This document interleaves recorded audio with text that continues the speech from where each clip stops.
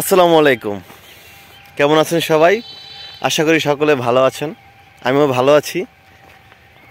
আজকে হতভাগা প্রবাসীদের নিয়ে কিছু কথা বলবো আপনাদের মাঝে। আশা করি শুনবেন, যদি ভালো লাগে শুনবেন, যদি ভালো না লাগে স্কিপ করে যাবেন। আচ্ছা, আপনার পরিবারের হয়তোবা কেউ বিদেশে থাকে, হয়তোবা ইউরোপে, না হয় সৌদি আরব, না হয় কাতার, কুয়েত, বাহরাইন, মালয়েশিয়া, বিভিন্ন দেশে, যে কোনো দেশে থাকতে পারে। আপনার পরিবারের যে কোনো একজন সদস্য, হতে পারে ভাই, হতে পারে মামা, হতে পারে ছোট ভাই, হতে পারে বোন, হতে পারে বাবা, যে কেউ হতে পারে, বিদেশে থাকে।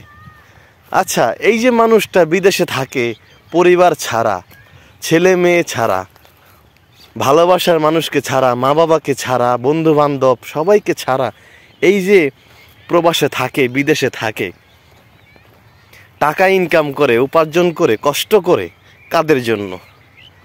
নিশ্চয়ই তার পরিবারের জন্য, তার পরিবারকে ভালো রাখার জন্য, তার পরিবার যাতে ভালো খেতে পারে, ভালোভাবে চলতে পারে, এই জন্যই তো সে বিদেশে থাকে, তাই না?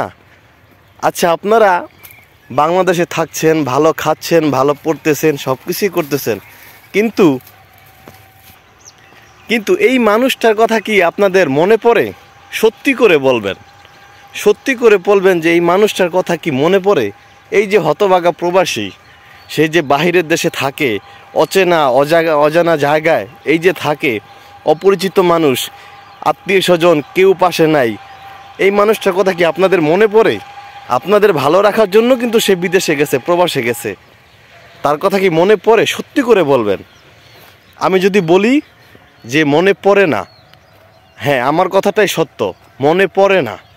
জানেন, যখন টাকার দরকার হয় তখন শুধু এই হতভাগা প্রবাসীর কথা মনে পড়ে, এর আগে মনে পড়ে না।